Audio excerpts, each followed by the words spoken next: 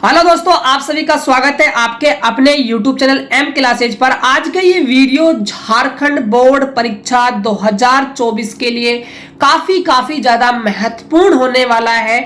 आज की इस वीडियो में हम क्लास 12th फिजिक्स का एक 5 अंक का महत्वपूर्ण प्रश्न इस वीडियो में आपको करवाने वाले हैं और यही क्वेश्चन बच्चों आपको एग्जाम में देखने को मिलेगा।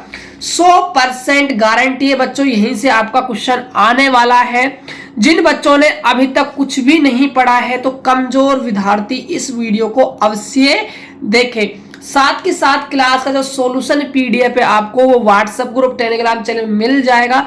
लिंक डिस्क्रिप्शन बॉक्स में है, आप जाइए वहां पर ज्वाइन कर लीजिए या फिर आप हमें इस नंबर पर व्हाट्सएप मैसेज कर दीजिएगा, हम आपको ग्रुप में ऐड कर देंगे। तो बच्चों, वीडियो स्टार्ट करने से पहले आप सभी से रिक्वेस्ट है, आप चैनल पहली बार विजिट किए तो हमारे चैनल को सब्सक्राइब कर लीजिए, क्योंकि हमारे चैनल पर फिजिक्स की धाकड़ तैयारी करवाई जाती है। तो स्टार्ट करते हैं आज का वीडियो। तो देखिए, क्वेश्चन है आपका एम्पियर के परिपतीय नियम के अनुप्रयोग का। तो क्वेश्चन क्या है, एक अत्यधिक लंबी धारावाही परिनलिका के अक्ष पर चुंबकीय क्षेत्र का व्यंजक प्राप्त कीजिए, आवश्यक चित्र भी बनाइए। ये आपका ना एम्पियर का नियम आप सभी ने पढ़ा होगा, उसका क्या है, ये अनुप्रयोग का क्वेश्चन है। तो ये डेरिवेशन है बच्चों, ध्यान से आप समझना। देखो क्या है, आपसे कहा है एक अनंत लंबाई की धारावाही परिनलिका है। जो आपको ये कलरफुल दिखाई दे रहा है ना, ये क्या है, आपकी अनंत लंबाई की परिनलिका है। मैं आप सभी को बता दूं परिनलिका कैसे बनाई जाती है। एक कुचालक पाइप होता है, कुचालक पाइप पर हम क्या है, विद्युत रुत तांबे के तारों क्या है, लपेट देते हैं। उससे किसका निर्माण हो जाता है, परिनलिका का निर्माण हो जाता है। तो ये परिनलिका है, इसमें जो आई धारा क्या है, प्रवाहित हो रही है, जो कहाँ है, ऊपर की तरफ है। देखो, परिनलिका के कारण आपको सबसे पहले निकालनी होगी चुंबकीय क्षेत्र की दिशा। क्या निकालनी होगी बच्चों, चुंबकीय क्षेत्र की दिशा। चुंबकीय क्षेत्र की दिशा निकालने के नियम थे, एक तो सीधी धाराओं के लिए था और एक आप था वृत्ताकार धाराओं के लिए। आप यहाँ गौर फरमाइए, जो धारा बह रही है ना वो कैसी है, वृत्ताकार है। तो वृत्ताकार धाराओं के लिए नियम था कि जो आपकी उंगलियां है उनको आप कहां करो, धारा की दिशा में करो। तो अंगूठा क्या बताता है, चुंबकीय क्षेत्र की दिशा को बताता है। अब देखो, आपकी धारा ऐसे बह रही है, राइट, ऐसे। तो ऐसे आपकी उंगलियां हो जाएगी, अंगूठा देखो कहां की तरफ जा रहा है, इधर की तरफ। इसका मतलब क्या है, आपके उंगलियों के घूमने की दिशा बता रही है धारा की दिशा, तो अंगूठा बताएगा चुंबकीय क्षेत्र की दिशा। तो किसकी बताएगा, चुंबकीय क्षेत्र की दिशा। तो इसका मतलब आपका जो मैग्नेटिक फील्ड है वो इधर की तरफ होने वाला है। तो इसको मैंने ना लाइनिंग से क्या है, ब्लैक लाइनिंग से प्रेजेंट किया हुआ है, इसको लिखा है बी वेक्टर, राइट। अब देखिए, इस परिनलिका की जो लंबाई है वो क्या है, स्मॉल एल है, और इस कुंडली में फेरों की जो टोटल संख्या है वो कितनी मानी हुई है, एन। अब फेरे यहाँ पर 40 50 कुछ भी हो सकते हैं, उनके नंबर क्या मान लिया मैंने, एन है। बच्चों, यहां आपके दिमाग की बत्ती जलनी चाहिए। जो ये आई लिखा हुआ है धारा, ये परिनलिका में बहने वाली धारा नहीं लेनी है आपको, ये एक फेरे में बहने वाली आपको धारा लेनी है। बच्चों, यही लाइन यहाँ पर इंपॉर्टेंट हो जाती है परिनलिका की डेरिवेशन को करने के लिए। हम हमेशा जो धारा लेते हैं यहाँ पर वो एक फेरे में ही धारा लेते हैं। अब देखिए, तो आई हो गई एक फेरे में बहने वाली धारा। तो हमने क्या किया, इस परिनलिका पर क्या है, एम्पियर परिपथ की कल्पना की। तो उसका नाम है A B C D, right. अब ए बी सी डी और बी सी और आपकी ए डी, या आप ऐसे कह सकते हो, जो आपका ए बी सी डी जो आपका एम्पियर परिपथ है ये 4 तारों से मिलकर बना हुआ है।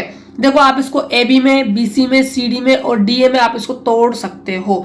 तो 4 भाग हो गए इस एम्पियर परिपथ के, राइट। अब देखो, बात की जाए बीसी की, यदि आप बीसी तार को लेते हो तो इसकी जो लंबाई है उसको मैंने डीएल वेक्टर से प्रेजेंट कर दिया। हम बी से सी की तरफ चल रहे इसलिए मैंने यहाँ पर एरो लगा दिया। फिर हम सी से कहाँ गए, डी की तरफ गए तो ऊपर की तरफ मैंने क्या लगा दिया, एरो लगा दिया। फिर हम डी से कहाँ गए, ए की तरफ गए तो मैंने इधर की तरफ एरो लगा दिया। फिर मैं ऐसे कहा है बी की तरफ, तो मैंने नीचे की तरफ क्या लगा दिया, एरो लगा दिया। बच्चों एरो का कुछ खास यहाँ इशू नहीं है, आप इधर से चलना प्रारंभ कर दो चाहे आप इधर से चलना प्रारंभ कर दो, एक ही बात होगी। लेकिन हमने ऐसे चलना प्रारंभ किया है तो आप भी ऐसे चलना, थोड़ा आसान कैलकुलेशन पड़ता है, राइट। अब देखो इधर आपका डीएल वेक्टर है, इधर ही आपका डीएल वेक्टर है और इधर ही क्या है आपका बी वेक्टर है। इधर आपका डीएल वेक्टर है सीडी तार का और इधर आपका क्या है बी वेक्टर है। इधर आपका डीएल वेक्टर है डीए का और इधर आपका बी वेक्टर है। ए बी का इधर है डीएल और बी वेक्टर आपका इधर है। ये आपको डायग्राम इतना समझना होगा क्योंकि आगे जाके बच्चों जब हम एम्पियर का परिपति नियम लगाएंगे तो वहां पर एंगल काम में आएगा, इसीलिए मैंने इसको लिख रखा है। तो देखिए डायग्राम में थोड़ी सी लैंग्वेज है, इसको भी आप ध्यान से पढ़ लीजिए। माना एल लंबाई एन फेरों वाली एक परिनलिका चित्रानुसार व्यवस्थित है। इस परिनलिका के एक फेरे में बहने वाली धारा आई है। हमें परिनलिका के अंदर चुंबकीय क्षेत्र का मान ज्ञात करना है। माना एक एम्पीरिय परिपथ एबीसीडी की कल्पना करते हैं। अतः तो ये एबीसीडी हमने क्या मान लिया, एम्पीरिय परिपथ की हमने कल्पना कर ली। अब हम बात करते हैं इस एम्पीरिय परिपथ को हमने 4 भागों में तोड़ा। बात करते हैं सबसे पहले बीसी भुजा के लिए। तो आप देखोगे जो बीसी भुजा है आपकी वो ये वाली है, इसके लिए डीएल वेक्टर इधर है और बी वेक्टर भी कहाँ है, इधर है। मतलब दोनों क्या होंगे, एक दूसरे के समांतर हो जाएंगे। तो यहाँ लिखा हुआ है डीएल समांतर है बी वेक्टर के। अब दोनों समांतर है तो इनके बीच जो एंगल बनने वाला है वो कितना बनेगा भाई, 0 डिग्री आपका एंगल बन जाएगा। अब बात करते हैं सीडी भुजा के लिए। तो ध्यान दीजिएगा ये आपकी क्या है, सीडी भुजा है। डीएल वेक्टर ऊपर की तरफ है, बी वेक्टर इधर की तरफ है। एंगल कितना बन रहा है, तो आप कहोगे गुरुजी एंगल बन रहा है 90 डिग्री। तो आप देख सकते हो यहाँ पर डीएल वेक्टर परपेंडिकुलर है बी वेक्टर के, तो एंगल बन गया यहाँ से 90 डिग्री। अब बात करते हैं डीए भुजा के लिए। तो ध्यान दीजिएगा जो आपकी डीए भुजा है उसके लिए डीएल वेक्टर इधर है, बी वेक्टर इधर है। लेकिन बच्चों यहाँ पर थोड़ा सा आपको ध्यान देना होगा, यहाँ आपके दिमाग की बत्ती जलनी चाहिए। देखो जो डीए आपका जो तार है ना वो चुंबकीय क्षेत्र से क्या है, दूर है, मतलब चुंबकीय क्षेत्र के अंदर नहीं है। और जब भी कोई चालक तार चुंबकीय क्षेत्र के अंदर नहीं होगा तो वहां पर चुंबकीय क्षेत्र का मान कितना होगा, 0 हो जाएगा। तो यहाँ पर तो कोई चुंबकीय क्षेत्र उत्पन्न हो ही नहीं रहा है, तो चुंबकीय क्षेत्र का मान क्या है, 0 हो जाएगा। तो देख सकते हो बच्चों, तो डीए भुजा के लिए कितना है, 0 है। अब बात करते हैं ए बी भुजा के लिए। तो ए बी भुजा आपकी ये रही, इसके लिए डीएल वेक्टर नीचे है, बी वेक्टर इधर की तरफ है। एंगल कितना बन गया, 90 डिग्री। तो यहां से आपका कोण बन गया 90 डिग्री। फिर आपको लिखना है एम्पियर के नियम से। एम्पियर के नियम का फॉर्मूला क्या है भाई, क्लोज समाकलन B vector dot DL vector बराबर न्यू नोट सिग्मा आई। ये आपका फॉर्मूला होता है। सिग्मा आई क्या होती है, बहने वाली कुल धारा। तो आपको सबसे पहले इस परिनलिका में कुल धारा कितनी बह रही है उसका मान निकालना होगा। तो देखो कैसे निकालोगे, मान निकालना ही बच्चों यहाँ पर इंपॉर्टेंट बात है। देखो हमने क्या किया, सबसे पहले परिनलिका के एक फेरे में बहने वाली धारा हमने आई मानी है। परिनलिका के एन फेरों में बहने वाली धारा कितनी हो जाएगी, सिग्मा आई बराबर एन आई। बच्चों कहते हैं ना कि भाई एक पेन की जो कीमत है वो आपकी कितनी है, 5 रुपए है।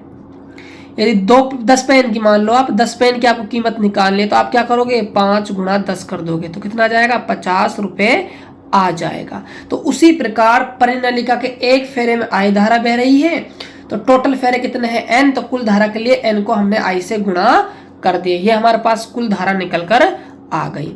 तो देख सकते हो आप, क्लोज समाकलन बी डॉट हटता है तो कोस आता है, क्रॉस हटता है तो साइन आता है, ये आपको ध्यान में रखना होगा। तो B DL cos theta mu naught और सिग्मा आई यानी जो कुल धारा है वो हमारी कितनी हो गई, एन आई। और हमारा एम्पिरिक परिपथ क्या है, ए बी सी डी।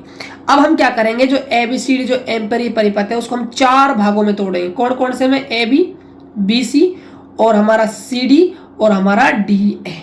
तो 4 भागों में तोड़ते हैं, अलग अलग भाग के लिए हम मान निकालने का प्रयास करते हैं। तो देखिए हमने क्या किया, इस एम्पिरिक परिपथ को 4 भागों में तोड़ दिया, ए बी में, बी सी में, सी डी में और आपकी डी ए में। और बराबर तो आपका चल रहा है न्यू नोट एन आई। देखो सारी चीज डिपेंड करेगी एंगल के ऊपर, थीटा के ऊपर। यदि आप ए बी के लिए देखोगे तो वहां एंगल कितना आया था बच्चों, 90 डिग्री था। पीछे आप देख सकते हो वीडियो को चलाकर। बीसी भुजा के लिए जो एंगल आया था वो 0 डिग्री आया था। सीडी भुजा के लिए जो एंगल आया था वो 90 डिग्री आया था। और डीए भुजा के लिए जो एंगल आया था वहां तो बच्चों एंगल ही नहीं आया था। क्यों? क्योंकि वहां पर तो बी का मान क्या हो गया था, 0 हो गया था। तो यहां पर हमने बी का मान क्या जमा दिया, 0 बराबर न्यू नोट एन आई आपका चल रहा है।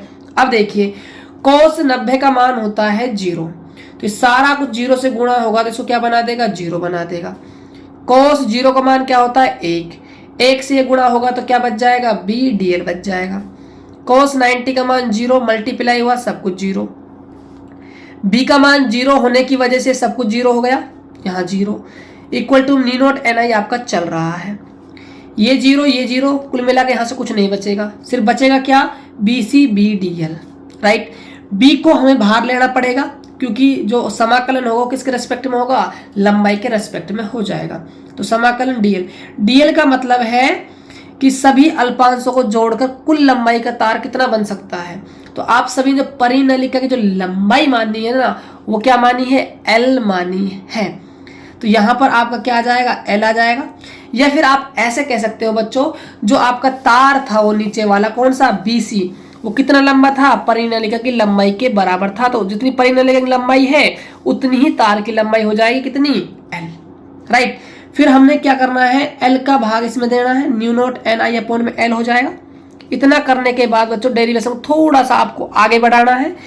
एन अपॉन एल, एन है फेरों की संख्या और एल है लंबाई।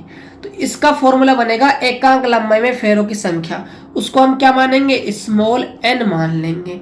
तो new note small N I आपका फॉर्मूला हो जाएगा। तो ये थी बच्चों आपकी डेरिवेशन जो हमने कंप्लीट करी बच्चों। ये 2024 के लिए काफ़ी ज़्यादा महत्वपूर्ण है और यही आपको 16 फरवरी के फिजिक्स के एग्जाम में आपको देखने को मिलेगी। यदि आपको वीडियो अच्छा लगा हो तो वीडियो को लाइक कर दीजिए। चैनल पहली बार विजिट किया हो तो चैनल को भाई सब्सक्राइब भी जरूर कर लीजिएगा। और ग्रुप में जुड़ने के लिए 9024796410 पर आप हमें व्हाट्सएप मैसेज कर दीजिए, हम आपको ग्रुप में ऐड कर देंगे। तो मिलते हैं और एक बेहतर वीडियो के साथ, तब तक के लिए जय हिंद, वंदे मातरम।